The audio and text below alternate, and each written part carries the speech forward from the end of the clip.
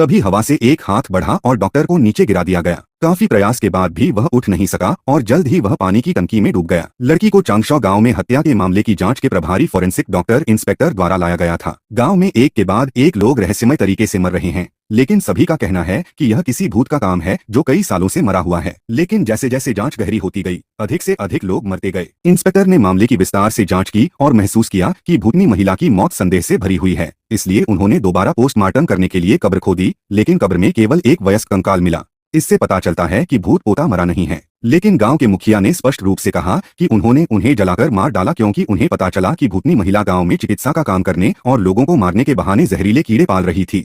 अब जब दादा दादी और पोते पोतियां कंकाल को देख रहे हैं तो एकमात्र मृत व्यक्ति संभवतः भूतनी महिला ही है। इंस्पेक्टर ने अनुमान लगाया कि वह गांव का मुखिया है। शायद वह झूठ बोल रही थी, इसलिए उसने तुरंत गांव के मुखिया के घर की तलाशी ली और वहां बड़ी संख्या में दुष्ट जादू के लिए इस्तेमाल किए जाने वाले खलनायकों को पाया। दवा लेने के बाद पता चला कि जो व्यक्ति गांव वालों को आपकी बीमारी से परेशान कर रहा था वह भूतनी नहीं बल्कि गांव का मुखिया था। वह सभी प्रकार की बुरी कलाओं में लिप्त था और भूतनी स्त्री के अद्वितीय चिकित्सा कौशल से ईर्ष्या करता था। इसलिए उसने उस पर लोगों को नुकसान पहुंचाने के लिए जहरीले कीड़े पालने का झूठा आरोप लगाया और उन्हें जलाकर मार डालना चाहता था। भूतनी स्त्री ने गांव के मुखिया से कहा कि उसके पास मियाओ क्षेत्र की एक गुप्त विधि है जिससे गांव का मुखिया फिर से जवान हो सकता है, लेकिन गुप्त विधि के आदान प्रदान की शर्त यह है कि उन्हें जाने दिया जाए। गांव के मुखिया ने इस बात पर विश्वास कर लिया और भूतनी महिला से घर जाकर गुप्त विधि जानने को कहा। लेकिन भूतनी दादी ने रहस्य बनाए रखा। जादू पोते को दिया गया, लेकिन जैसे ही पोता भागा गांव के मुखिया ने उसका पीछा किया। यह पता चलने के बाद कि भूतनी ने गुप्त जादू का खुलासा कर दिया है, गांव का मुखिया हत्यारा बन गया और बोला, ऐसा नहीं है कि मैं तुम्हें रखना नहीं चाहता, लेकिन अगर तुम जीवित रही तो तुम मेरे लिए खतरा हो। बेचारी भूतनी दादी लोगों को बचाने की कोशिश कर रही थी,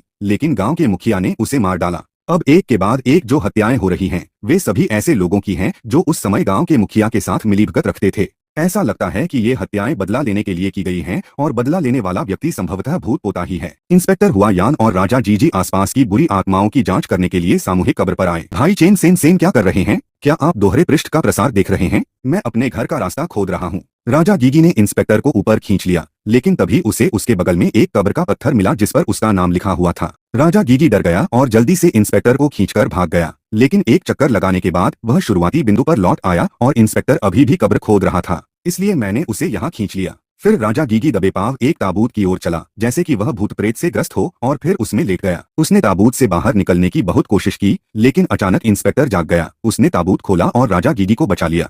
ये सब गंभीर मतिभ्रम है, हमें बस अपनी आंखें बंद करने की जरूरत है। आप अवश्य ही बाहर निकलने में सफल होंगे। दोनों ने अपनी आंखें बंद कर लीं और अंतः भ्रम से बाहर निकल आए, लेकिन वास्तविकता भ्रम से भी अधिक भयानक थी।